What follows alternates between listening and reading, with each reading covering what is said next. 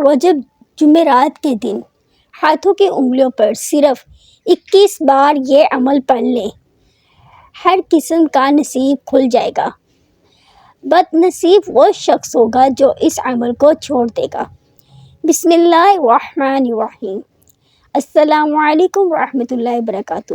میرے پیارے محترم ناظرین، نماز کے بعد استغفار استغفار استغفار کیوں پڑھا جاتا ہے، اس کی تفصیل کے بارے میں آج میں آپ لوگوں کے ساتھ شیئر کروں گی کہ نماز کے بعد استغفار کی کثرت کیوں کرنی چاہیے۔ لیکن اس سے پہلے ایک حدیث مبارکہ آپ سن لیجئے۔ رسول کریم صلی اللہ علیہ وآلہ وسلم کا ارشاد ہے، اس شخص کے لیے سعادت ہے جو اس عمل پر استغفار پڑھتا ہے۔ نبی کریم صلی اللہ علیہ وسلم کا ارشاد ہے کہ اس شخص کے لیے سعادت ہے جو اپنے اعمال نامے میں بہت زیادہ استغفار پا لیتا ہے۔ استغفار پڑھنے سے حکم الہی کی تعمیل ہوتی ہے۔ استغفار پڑھنے سے رزق میں میسر آتی ہے اور اس میں اضافہ ہوتا ہے۔ استغفار پڑھنے سے جنت میں داخل کا پروان ہے، یعنی آپ لوگ کثرت سے استغفار کریں گے تو جنت میں داخل ہونے کا ذریعہ بن جاتا ہے۔ استغفار پڑھنے سے گناہ معاف ہوتے ہیں اور استغفار پڑھنے سے انسان کے گناہوں کی جو خطا ہوتی ہے وہ مٹ جاتی ہے۔ مرنے کے بعد آدمی کے درجات کی بلندیوں کا سبب بنتا ہے۔ سبحان اللہ تعالی۔ استغفار پڑھنے سے بلائیں ٹل جاتی ہیں۔ استغفار پڑھنے سے دل کو پاکیزگی حاصل ہوتی ہے۔ استغفار پڑھنے سے بے اولاد کو اولاد مل جاتی ہے۔ سبحان اللہ۔ استغفار پڑھنے سے صحت تندرستی قائم ہوتی ہے اور انسان اپنی جسمانی اور روحانی قوتوں سے بھرپور فائدہ اٹھاتا ہے۔ یہ اس بے بس انسان کی کوشیدگی ہے کہ جس نے اس ویڈیو کو دیکھا اور اس پہ عمل نہ کیا تو وہ اس پہ پچھتائے گا۔ استغفار کی کثرت تو میں نے آپ لوگوں کے ساتھ شیئر کر دی کہ استغفار پڑھنے سے آپ کو کیا کیا ملتا ہے۔ جس کے لیے زمین و تمام تعریفیں اللہ کے وجود میں ہیں، وہ انسان جو کثرت سے استغفار پڑھتا ہے، اللہ تعالیٰ اس پر اپنا فضل و کرم فرما دیتا ہے۔ اگر آپ پہ کوئی پریشانی آ گئی ہے، ٹھیک ہے، تو کثرت سے استغفار پڑھے، اللہ اس کی مایوسی اور پریشانی کو دور کر دیتا ہے، اس کو نئی زندگی عطا کر دیتا ہے، ٹھیک ہے۔ استغفار ایک بہت ہی بابرکت والا لفظ ہے، بہت ہی قیمتی لفظ ہے۔ اس کو اگر آپ زندگی کا معمول بنا لیں استغفار کرنے کی تو انشاءاللہ آپ کے مالی حالات بدل جائیں گے۔ ایک روایت ہے، ایک بقول میں حضرت سیدنا رضی اللہ تعالی عنہ سے روایت ہے، حضرت صدیقہ رضی اللہ تعالی عنہ فرماتے ہیں کہ جب کوئی شخص کام کے نجات کے بعد 2 کلمے کہہ دے تو شیطان کہتا ہے اس شخص نے میری کمر توڑ دی، اور وہ 2 کلمے یہ ہیں، الحمدللہ اور استغفر اللہ، ٹھیک ہے، الحمدللہ اور استغفر اللہ۔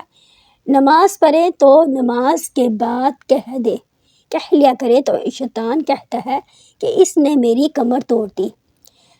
یہاں تک کہ یہ عبادتوں میں اپنی طرف سے کوتاہی ہی کا تعلق ہے، تو یاد رکھیں یہ بھی عبادت اللہ تعالیٰ کی تبارک تعالیٰ کی ایک عبادت میں سے عبادت ہے، ٹھیک ہے، اس کا لحاظہ احترام کیجیے۔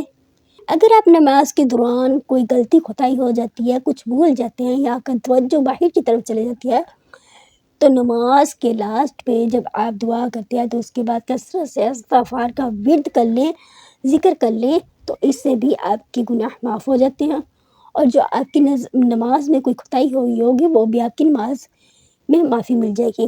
صرف نماز میں ہی کمی نہیں خطائی ہوتی، نماز کے علاوہ بھی ہم انسان بہت سارے گناہ کر لیتے ہیں انجانے میں، تو اس سے بھی ہمیں بہت زیادہ فائدہ حاصل ہوتا ہے اگر استغفار کر لیتے ہیں۔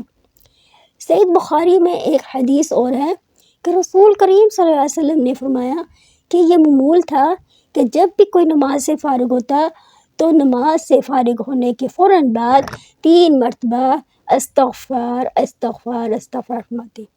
سوال یہ پیدا ہوتا ہے کہ استغفار کے معنی گناہوں سے معافی مانگنا، آدمی نے جب بھی کوئی گناہ کیا تو وہ استغفار کیا، یعنی جب بھی کوئی گناہ کرے تو استغفار کرے، جب بھی کوئی غلطی ہو تو معافی مانگ لے، جب بھی کوئی گناہ نہیں کیا تو بھی نماز کے بعد استغفار کا ورد کرے۔ حضور کریم صلی اللہ علیہ وسلم نے فرمایا کہ نماز کے بعد استغفار کرنا سب سے بہتر اور فضل عبادت ہے، جو آج میں آپ لوگوں کو اس ویڈیو میں بتا رہی ہوں۔ بے شک تو نماز تو ہم پڑھ لیتے ہیں، لیکن جیسے پڑھنے کے حقوق ہیں وہ ہم ادا نہیں کر سکتے۔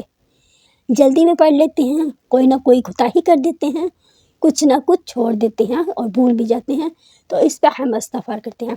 ایک روایت اور ہے، حضرت عائشہ رضی اللہ تعالی عنہا نے نبی کریم صلی اللہ علیہ وسلم سے پوچھا کہ یہ عجیب بات ہے کہ ساری رات تو کھڑے ہو کر اللہ تعالیٰ کی عبادت کرتے رہیں، صبح کو استغفار کس بات کا کرتے ہیں، اپنے گناہوں کا یا کسی اور بات کا؟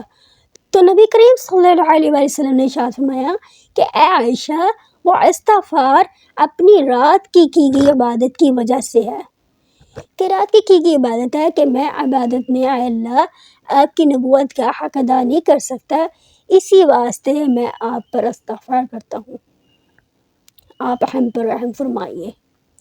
قرآن کریم میں اللہ تعالیٰ کے نیک بندوں کی تعریف بیان کرتے ہوئے فرمایا ہے، یہ وہ لوگ ہیں جو رات میں بہت کم سوتے ہیں، یعنی رات کے وقت اللہ کے دربار میں کھڑے ہوتے ہیں، عبادت کر رہے ہیں، اللہ تعالیٰ کے حضور میں نماز پڑھ رہے ہیں، سحری کے وقت وہ اللہ کے حضور استغفار کرتے ہیں۔